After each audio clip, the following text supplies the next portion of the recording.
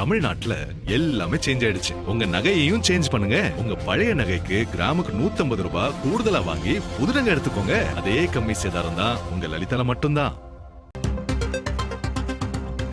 கரூர் மக்கள் சந்திப்பு நிகழ்ச்சியில் பேசிய முதலமைச்சர் விஜய் முன்னாள் அமைச்சர் செந்தில் பாலாஜியை விமர்சித்து பேசியிருந்தார். குறிப்பாக வேட்டைக்காரன் படத்தில் வரும் பாடல் ஒன்றை பாடி ஓடு ஓடு என்று அவர் மறைமுகமாக இருப்பதாக கூறி விமர்சித்திருந்தார். அதற்கு பதிலடி தரும் விதமாக தற்போது முன்னாள் அமைச்சரும் திமுக எம்எல்ஏமான செந்தில் பாலாஜி பதிலடி கொடுத்திருக்கிறார். கடந்த வருடம் செப்டம்பர் 27 அன்று நடந்த கரூர் துயரச் சம்பவத்தின் போது பாதிக்கப்பட்ட என்னுடைய உயிரிலும் கலந்த கரூர் மக்களுக்காக களத்தில் துணை நின்று காப்பாற்றியது யார்? எனது கரூர் சொந்தங்களுக்காக இரவு பகல் பாராமல் முன்னின்று உதவியது யார் என்று முதலமைச்சரை குறிப்பிட்டு கேள்வி எழுப்பியிருக்கிறார்.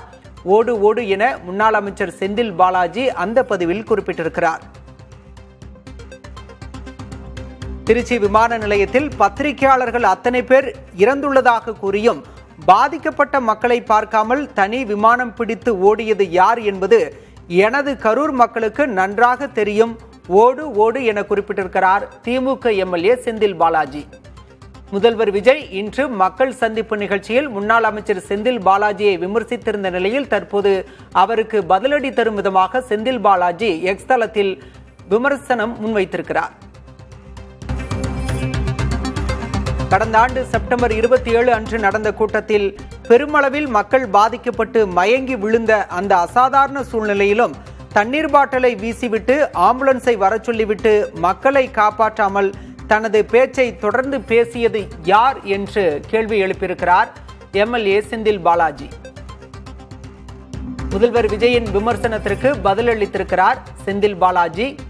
கரூர் கூட்ட நெரிசல் விவகாரத்தில் முதல்வர் விஜய் செந்தில் பாலாஜியை சாடியிருந்தார். தற்போது அவருக்கு பதிலடி தரும் விதமாக திமுக எம்எல்ஏ செந்தில் பாலாஜி தன்னுடைய எக்ஸ் தளத்தில் முதலமைச்சர் விஜய்க்கு பதிலடி கொடுத்திருக்கிறார். பாதிக்கப்பட்ட மக்களை பார்க்காமல் தனி விமானம் பிடித்து ஓடியது யார் என்று செந்தில் பாலாஜி எக்ஸ் தளத்தில் கேள்வி எழுப்பியிருக்கிறார்.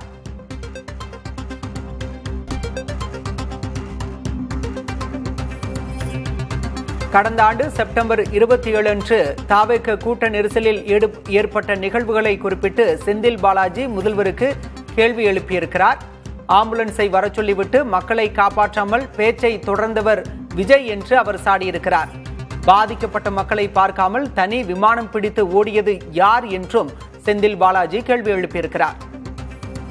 தமிழ்நாட்டுல எல்லாமே சேஞ்ச் ஆயிடுச்சு. உங்க நகையையும் சேஞ்ச் பண்ணுங்க. உங்க பழைய நகைக்கு கிராமுக்கு 150 ரூபாய் கூடுதலா வாங்கி புது நகை எடுத்துக்கோங்க. அதே கம்மி சேதாரம் தான் உங்க லலிதால மட்டும்தான்.